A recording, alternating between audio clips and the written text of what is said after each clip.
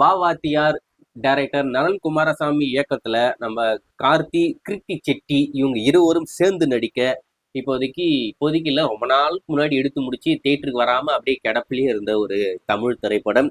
எப்பதான்டா release பண்ணுவீங்க அப்படின்னு சொல்லிட்டு எல்லாரும் விரிகுண்டு காத்துக்கிட்டு இருந்தாங்க.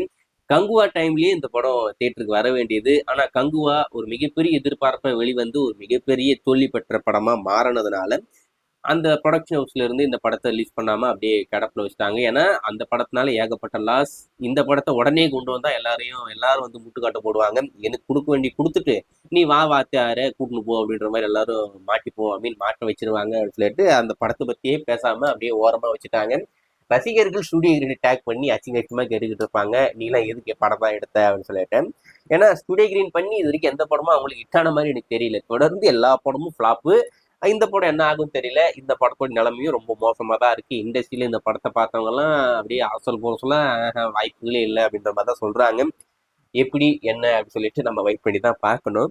சரி, இந்த படம் எப்பதான் ரிலீஸ் ஆகும் அப்படின்ற மாதிரி காத்துக்கிட்டு இருந்த ரசிகர்களுக்கு அபிஷியல் அனௌன்ஸ் மட்டுமே வந்துருச்சு. இந்த மாதம் இந்த மாதம்ன்ற பாருங்க, இந்த வருடம் டிசம்பர் 5ஆம் தேதி இந்த படத்தை இப்போதைக்கு தியேட்டருக்கு கொண்டு வராங்களாமா. அபிஷியல் அனௌன்ஸ் மட்டுமே சொல்லிட்டாங்க. டிசம்பர் 5 நாங்கள் தியேட்டருக்கு வரோம் அப்படின்ற மாதிரி. ஆனா டிசம்பர் 5 வருமா இல்ல இன்னும் தள்ளி போகுமா அப்படின்றது ஒரு மிகப்பெரிய கேள்விக்குறிதான். இப்போதைக்கு வந்திருக்கிற தகவலை பொறுத்த வரைக்கும் டிசம்பர் 5 வாத்தியாரே தியேட்டருக்கு வரப்போகுது.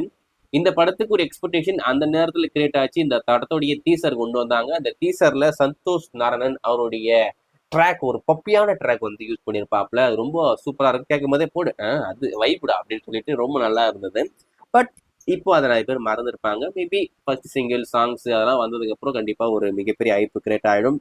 இந்த படத்துடைய கதையை பொறுத்த வரைக்கும் எம்ஜிஆர் அவர் வந்து கதைக்களமா வச்சுக்கிட்டு தான் பண்ண போறாங்க. ஐ மீன் நம்ம கார்த்தி அவருடைய தாத்தா வந்து ஒரு மிகப்பெரிய எம்ஜிஆர் ஃபேனாமா. நம்ம கார்த்தியை வந்து சின்ன வயசுல இருந்தே எம்ஜிஆரை பத்தி அவர் இப்படி அவர் அப்படி அப்படின்னு சொல்லிட்டு அவரை பத்தியே கதை சொல்லி வளர்க்குறாங்க. அப்படி வளர்ற ஒரு பையன் வளர்ந்ததுக்கு அப்புறம் அவன் எப்படி இருக்கான், நம்ம தாத்தா சொன்னதெல்லாம் என்ன பண்ண எப்படி யூஸ் பண்ண போறான், எம்ஜிஆரை வச்சு என்னெல்லாம் பண்ண போறான் அப்படின்றதான் இந்த படத்துடைய கதைக்களம். ஸோ எப்படி இருக்க போகுதுன்னு தெரியல, வெயிட் பண்ணி பார்ப்போம்.